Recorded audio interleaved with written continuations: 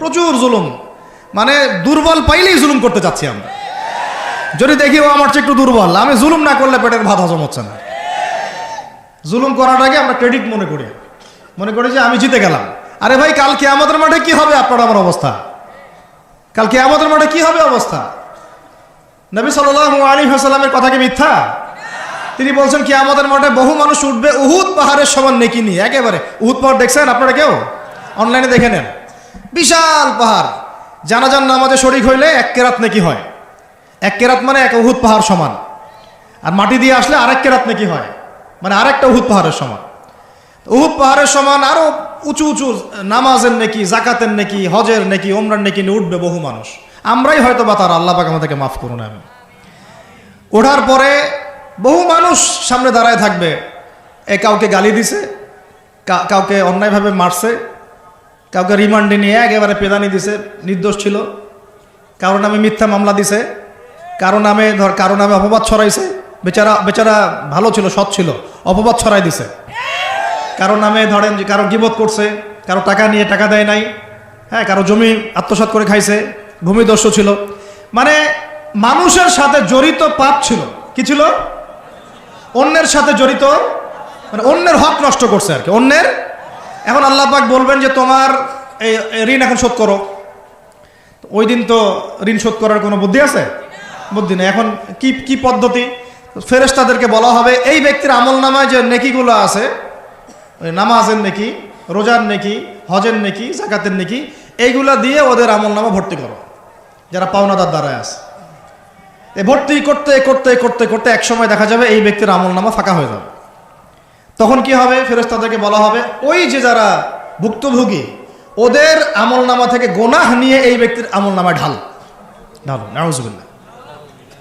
এরপরে ওই ব্যক্তিগুলো দেখা যাবে জান্নাতে চলে গেছে, মাজলুম ছিল পৃথিবীতে, ওই দিন সফল হয়ে গেছে, জান্নাতে চলে গেছে। এবারটা দুনিয়া জালেম ছিল, এই জাহান্নামে চলে গেছে, নাউজুবিল্লাহ। আল্লাহ পাক আমাদেরকে এরকম মানুষের হক নষ্ট করা থেকে হেফাজত করে না। ভাই, মানুষের হক নষ্ট করতে যায় না। নিজে আমল তো এমনিই কম, ভাঙাচোরা ইমান, মুনাফিকের মতো বসবাস করতেছি। এখন তো আমরা মুনাফিকের মতো বসবাস করতেছি এই দুনিয়াতে। এখন যারা আমার মনে হয় মন থেকে ইমানের দাবি করতে পারে শক্তভাবে যে হ্যাঁ আমরা ইমানদার, এরা হচ্ছে গাজ্জার ওই মুজাহিদ ভাইরা। বুঝেন না এই কথা? তারা মনে হয় দাবি করতে পারে যে হ্যাঁ আমরা ইমানদার। আমরা তো নেফাকের উপরে আছি এখন, আমরা তো স্বীকৃতি দিতে পারতেছি না, এখন সত্যকে স্বীকৃতিও দিতে পারি নাই। বরং আমরা মানচিত্র থেকে ফিলিস্তিনের মানচিত্র উঠাই দিলাম, দিয়ে যারা জালেম ওদেরটা প্রতিষ্ঠা করলাম। ওইটাও পাঠ্যপুস্তকে আসছে। আপনারা তো শুধু একটাই শুনে বসে আছেন, একটাই শুনে আসেন না আপনারা? শরীফ শরীফা তো আছেই, এইটাও একটা ইস্যু ছিল। তো আল্লাহ পাক আমাদেরকে চোখ খুলুন, আল্লাহ পাক আমাদের চোখ খোলার তৌফিক দান করেন। আর ভাই, বাইরের চোখ তো সবারই খোলা, ভিতরের চোখটা খোলার তৌফিক দান করেন। আমি অনেক ভিতরে চলে আসছি, বুঝাইতে চাচ্ছিলাম যে এই বিশ্বে এখন আল্লাহ পাককে সার্বভৌম ক্ষমতার অধিকারী মানা হচ্ছে না। এটা হচ্ছে বৈশ্বিক শিরক। রাজনৈতিক ক্ষেত্রে আমরা আল্লাহর সার্বভৌমত্ব মানছি না, অর্থনৈতিক ক্ষেত্রে আমরা আল্লাহর দেয়া বিধান মানছি না, শিক্ষা ক্ষেত্রে আমরা আল্লাহ পাকের দেয়া শিক্ষানীতি মানছি না, সংস্কৃতির মধ্যে আমরা আল্লাহর সংস্কৃতি মানছি না, ব্যক্তি জীবনে, ইবাদতের জীবনে, পারিবারিক জীবনে, সামাজিক জীবনে আমরা আল্লাহ পাকের সার্বভৌমত্বকে বাদ দিয়ে মানুষের সার্বভৌমত্ব প্রতিষ্ঠা করেছি। আর আমরা তেলাওয়াত করতেছি তাবারাকাল্লাযী বিয়াদিহিল মুলক, আবার পড়তেছি কুলিল্লাহুম্মা মালিকাল মুলক, হে বলুন হে রাজত্বের অধিকারী, তুতিল মুলকা মান তাশা ওয়া তানজিউল মুলকা মিম্মান তাশা। আয়াতটা জানেন না আপনারা? সূরা আলে ইমরানে আছে। তো আমাদের কথা আর বাস্তবতার মধ্যে অনেক ফারাক। আল্লাহ পাক আমাদেরকে কোরআন গভীরভাবে অনুধাবন করার তৌফিক দান করেন। খালি তেলাওয়াত করলেই হবে না ভাই, এর অর্থটা জানতে হবে। অর্থ না জানলে পরে তেলাওয়াত করলে নেকি হবে না, এটা বলি নাই। আমি বলেছি শুধু তেলাওয়াত করলেই পুরো হক আদায় হয় না, শুধু তেলাওয়াত করলেই পুরো হক আদায় হয় না, 100 বার হয় না। আবার বলতেছি, শোনেন ভালো করে, তেলাওয়াত করলে প্রত্যেক হরফে 10 নেকি হয়, কিন্তু শুধু তেলাওয়াত করলেই কোরআনের সম্পূর্ণ হক আদায় কোশ্চিন কালেও হয় না। এই যে অর্থগুলো না জানলে আপনি কিভাবে বাস্তবায়ন করবেন, বুঝবেন কিভাবে, কি বলেছেন আল্লাহ পাক কোরআনে, এই যে একটা আয়াত নিয়ে এতগুলো কথা বললাম, আপনারা এখন চোখ খুললো যে সারা বিশ্বে আল্লাহর সার্বভৌমত্ব সভরেন্টি নাই। এখন আমরা মানুষ একটা প্রতিষ্ঠা করেছি কিছু কিছু জায়গায়, ইল্লা মাশাআল্লাহ, কিছু কিছু জায়গায় আমরা মেনে নিয়েছি যে আল্লাহ পাকই সার্বভৌমত্ব ক্ষমতার অধিকারী। এখন তো এটা মানুষের হাতে উঠাই দিয়েছেন। আল্লাহ পাক আমাদেরকে পাঠাইছেন দুনিয়াতে তার খলিফা হিসেবে। কি হিসেবে? তো আল্লাহর খলিফার কাজ কি? শয়তানের দাসত্ব করবে না আল্লাহর? বলেন, আল্লাহর খলিফার বৈশিষ্ট্য কি, ফাংশন কি? সে কি শয়তানের দাসত্ব করবে না আল্লাহর?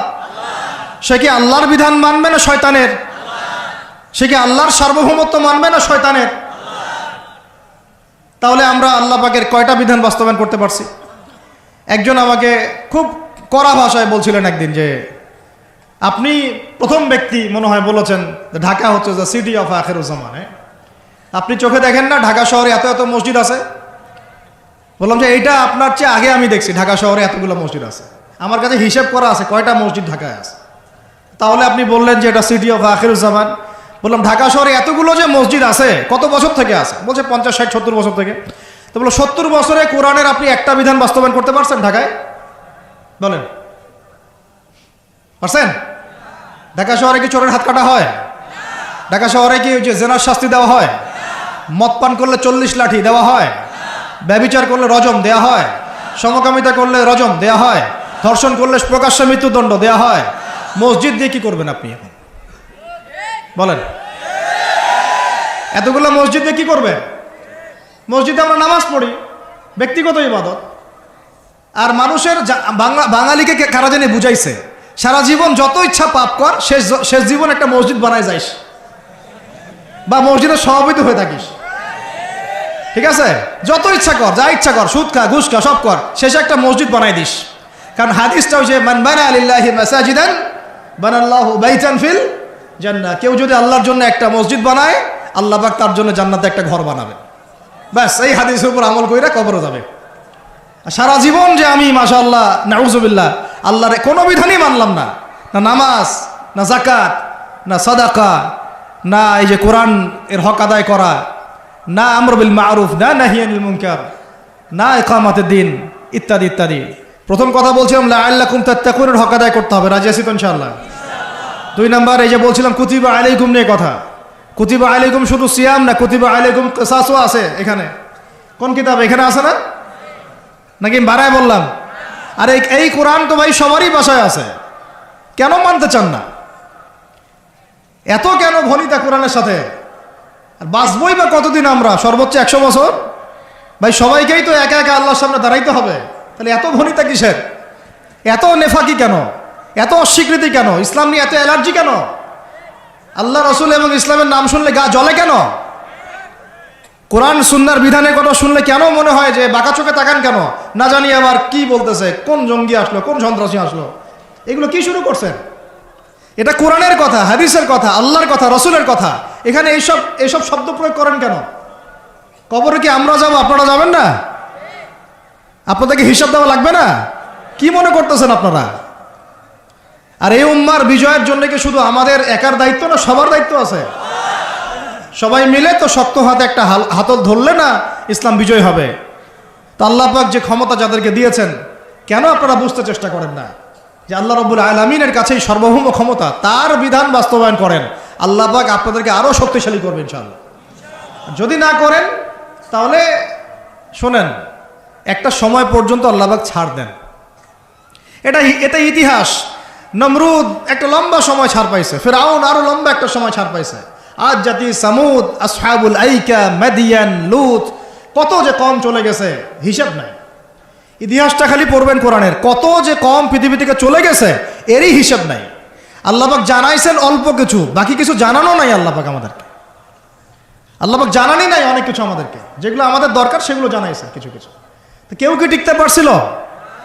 কেউ কি আল্লাহর বিধানের বাইরে গিয়ে চলতে পারছে? দুনিয়া টিকতে পারছে? কেউ কি চিরস্থায়ী ছিল? কোন নবীও তো চিরস্থায়ী ছিল না। তাহলে কিসের পিছনে ছুটতেছেন? আল্লাহ পাক আমাদের সবাইকে কথাগুলো বোঝার তৌফিক দান করেন। ব্যক্তি জীবন থেকে শুরু করে এক সর্বোচ্চ লেভেল পর্যন্ত কোরআন, হাদিস, ইসলামকে বাস্তবায়ন করার তৌফিক দান করেন। আল্লাহ পাক যাদের মধ্যে এই সততা আছে এই মানুষগুলোকে আল্লাহ পাক আমাদের ঊর্ধ্বতন কর্তৃপক্ষ বানায় দেন, আমিন। বা যারা আছেন তাদেরকে আল্লাহ পাক হেদায়েত দান করেন। রমাজানের এই শিক্ষাটার সামনেও এরকম দুই একটা শব্দ আছে, কুতিবা আলাইকুমুল কিসাস। আর একটা তো বললে তো মাথাই খারাপ হয়ে যাবে, বলবো? ওই যেখানে দেখছেন কুতিবা আলাইকুমুস সিয়াম, কুতিবা আলাইকুমুল কিসাস, এই ডানে বামেই খুঁজবেন, 3টা পৃষ্ঠার মধ্যেই পাবেন। লেখা আছে কুতিবা আলাইকুমুল কিতাল, কুতিবা আলাইকুমুল এটা আবার কি? কুতিবা আলাইকুমুল কিতাল, তোমাদের উপর যুদ্ধকে ফরজ করা হয়েছে। কি ফরজ করা হয়েছে? একা একা আপনি করবেন না, একা একা করবেন না। ইসলামিক রাষ্ট্র করবে, ইসলামের রাষ্ট্রের আমির করবে, তার নেতৃত্বে জনগণ করে, একা একা বিচ্ছিন্নভাবে করে না। কুতিবা আলাইকুমুল কিতাল, এইটা যখন মুসলমানরা ছেড়ে দিয়েছে ওই সময় থেকে এই মাইর খাওয়ার যুগ শুরু হয়েছে। অটোম্যান এম্পায়ারটা সর্বশেষ ওই ফাইট করছিল ওই পশ্চিমাদের সাথে, পরাজিত হয়ে যায় তারা প্রথম বিশ্বযুদ্ধে 1914 থেকে 17-18-র মধ্যে। এরপরে ওই যে ব্রিটেন দখল করে জেরুজালেম, বেলফোর্ট ডিক্লারেশন হয়, তারপরে ইহুদিদেরকে ওই জায়গাটা ছেড়ে দেয়। এরপর থেকে যে 100 বছর হলো, আমাদের খিলাফা পতনের 100 বছর হয়ে গেছে। কত বছর? এটা একটা আশারও কথা। আশার কথা কেন? প্রত্যেক 100 বছর পর পর আল্লাহ পাক পরিবর্তন নিয়ে আসেন, এটা ইতিহাস ঘাটলে পাবেন। 100 বছর পর পর আল্লাহ রাব্বুল আলামিন বড় বড় পরিবর্তন পৃথিবীতে নিয়ে আসেন। তো যেহেতু খিলাফা পতনের 100 বছর হয়ে গেছে, আশা করা যায় সামনে কিছু ভালো কিছুই হবে ইনশাআল্লাহ। ওই অটোম্যানদেরকে 1917 সালে 14 থেকে 17-র মধ্যে পরাজিত করে বাইতুল মুকাদ্দাস, যেখানে দেখতেছেন অক্টোবর থেকে এই পর্যন্ত মনে হয় 40,000 ছাড়াই গেছে, প্রাণহানি ছাড়া যায় নাই। বেশিরভাগই নারী আর শিশু, বেশিরভাগই কি? নবী সাল্লাল্লাহু আলাইহি ওয়াসাল্লাম তার জীবদ্দশায় মনে হয় 97টা থেকে 98টা যুদ্ধ করেছেন। কয়টা? এটা তো জানেন না। আমরা শুধু জানি নবী সাল্লাল্লাহু আলাইহি ওয়াসাল্লাম মিষ্টি পছন্দ করতেন, মিসওয়াক করতেন, তারপরে ডান কাঁধে শুইতেন, হ্যাঁ, সাদা জামা পছন্দ করতেন, দাড়ি রাখতেন, এগুলো আমরা জানি মাশাআল্লাহ। ওনার সিরাত পড়েন, ওনার জীবনীটা পড়ে দেখেন। 97 থেকে 98টাতে তিনি নিজে লিড দিয়েছেন, তিনি হয় লিড দিয়েছেন, না হলে অন্য কোনো সাহাবীকে পাঠিয়েছেন, মানে গাজওয়া অথবা সারিয়া। এখন এই 100টার মতো যুদ্ধে আপনি দেখবেন না কোনো নারীকে হত্যা করা হয়েছে বা কোনো শিশুকে হত্যা করা হয়েছে, আপনি খুঁজে পাবেন না। একটা ইতিহাস দেখাতে পারবেন না যে মুসলমানদের হাতে কোনো শিশুকে হত্যা করা হয়েছে বা কোনো নারীকে হত্যা করা হয়েছে, আঘাত করা হয়েছে। শুধু আলী রাদিয়াল্লাহু আনহু একদিন এক নারীকে ধরেছিলেন, কারণ নবী সাল্লাল্লাহু আলাইহি ওয়াসাল্লাম বলেছিলেন যে অমুক জায়গায় এক মেয়েকে পাবা, ওই মেয়ের কাছে একটা চিঠি আছে, ও গুপ্তচর বৃত্তি করেছে, ওই চিঠি সে মক্কায় পৌঁছে দিতে চাচ্ছে, ওকে রাস্তায় ধরবা, ওর কাছ থেকে চিঠি আদায় করবা। কথা বুঝতে পারছেন? উনি গেলেন, দেখলেন হ্যাঁ ঠিক ওই জায়গায় এক মেয়ে আছে, এই চিঠি বের করো। আর নাই, আমার কাছে কোনো চিঠি নাই। তিনি বলছেন যদি চিঠি বের না করো তাহলে কিন্তু প্রয়োজনে একদম সব সার্চ করে চিঠি বের করবো কিন্তু। তো পরে ভয়ে সে চিঠি দিয়ে দিছে। এই একটাই ঘটনা পাওয়া যাচ্ছে যে মেয়েদের সাথে যুদ্ধক্ষেত্রে আচরণ। আর এই পুরো 100টা বা 98টা সারিয়ার গাজওয়ায় নবী সাল্লাল্লাহু আলাইহি ওয়াসাল্লাম সাহাবীদের হাতে একটা শিশুও মানে নিহত হয় নাই, একটা মহিলাও নিহত হয় নাই। যদি কোনো দলিল পান আমাকে জানায়েন, যদি আমার জ্ঞানে কমতি থাকে, আপনারা যদি দলিল পান আমাকে জানায়েন, আমার জানা নাই। আর আপনি দেখতেছেন অক্টোবর থেকে এই যে এটা কি মাস, মার্চ, এই যে 5-6-7 মাসের মধ্যে আপনি দেখতেছেন যে 40-42 হাজার মুসলমানকে মারা হচ্ছে, তার মধ্যে বেশিরভাগই নারী আর শিশু। নারী আর শিশু, এগুলো দেখলে তো ঘুম হয় না আমাদের, কিচ্ছু করার নাই, তামাশা দেখতেছি সবাই বসে বসে। আর যাদের করার ছিল এরা বসে খ্যাপসা খায়। কি খায়? ওরা ওই সিনেমা হল উদ্বোধন করে, মদের বার ওপেন করে, হ্যাঁ সুবহানাল্লাহ। পাশে নবী সাল্লাল্লাহু আলাইহি ওয়াসাল্লাম শুয়ে আছে, চিন্তা করেন, সাহাবীরা রাদিয়াল্লাহু আনহুম আজমাইন তারা শুয়ে আছেন। ওখানে গেলে মুমিনদের চোখের পানি ছেড়ে দেয় মানুষ। কি একটা অবস্থা! ওইখানে আল্লাহর ঘর বাইতুল্লাহুল হারাম। অনেকে আবার বলে কি করার আছে আমাদের কিছুই করার নাই। হ্যাঁ, তো ওই জন্য একদিন বলছিলাম তো কিছু করার নাই, তাহলে নেইমারকে নিয়ে এসে ফুটবল খেলা, ওটাও চলতেছিল। হ্যাঁ, বিভিন্ন বলিউড তারকা, হলিউড তারকা আইসা এসে কনসার্ট করতেছে, এগুলো করেন, কিছু করার নাই তো। বেশি না, আপনারা যদি একটু জিও পলিটিক্স পড়েন দেখবেন 10টা, বেশি না 10টা মুসলিম কান্ট্রি যদি একসাথে হয়, 10টা মুসলিম কান্ট্রি যদি একসাথে হয় বা একটা টেবিলে বসতে পারে, এই 10টা মুসলিম কান্ট্রির কাছে যে পরিমাণ সৈন্য আছে, যে পরিমাণ অস্ত্র আছে, যে পরিমাণ জ্বালানি আছে, যে পরিমাণ তেল আছে, আর যে পরিমাণ গ্যাস আছে, আর বাকি কথা নাই বললাম, এই ইসরায়েলের মতো 100টা দেশের সাথে মোকাবেলা করতে পারত। এক একটা বাচ্চার রক্তের বদলা নেওয়া যাইতো, একটা একটা বোনের ইজ্জতের বদলা নেওয়া যাইতো। শুধু ওই ইমানদার কোন ওমর আল্লাহ পাক এখন আমাদের কাছে দেন নাই। কারণ কেন দেন নাই জানেন? কারণ আমরা তো আর তার সাহাবীদের মতো না। আমরা যদি সাহাবীওয়ালা জিন্দেগি আবার শুরু করি, আল্লাহ পাক ওমর ইবনুল খাত্তাবও পাঠাবেন ইনশাআল্লাহ। বুঝাতে পারতেছি না? আমরা ঠিক না হলে তো আসমান থেকে ফেরেশতা নামবে না ভাই। আর আমরা এই এত দূরে বসে ছোট্ট একটা রাষ্ট্রের মধ্যে আলোচনা করি, কি আলোচনা করি আর কি ফায়দা হবে? কিন্তু আলোচনাগুলো করতেছি আল্লাহর কাছে দায়মুক্ত হওয়ার জন্য, যাতে আপনারা সত্যটা জানেন এবং হকটা বুঝতে চেষ্টা করেন, আপনার পরবর্তী প্রজন্মকে এটা জানান। আল্লাহ চাইতো আমরা না পড়লে কি হয়েছে, দেখা যাবে 100 বছর পরে হইলেও আমাদের পরবর্তী প্রজন্মরা ইনশাল্লাহ বাইতুল মুকাদ্দাস উদ্ধার করবে ইনশাল্লাহ। কারণ লিখা তো হয়ে গেছে এটা, যে ওইটা আমাদের হাতে আসতেছে ইনশাল্লাহ। এবং ওইখানে 40 বছর ইসলামিক খেলাফত বাস্তবায়ন না হওয়া পর্যন্ত এই বিশ্বে কিয়ামত হবে না ইনশাল্লাহ। কত বছর? কে করবে? ঈসা আলাইহিস সালাম। কে করবেন? ঈসা আলাইহিস সালাম। তার সাথে সঙ্গ দিবেন ইমামুল মাহদি। এটা হবে সামনে।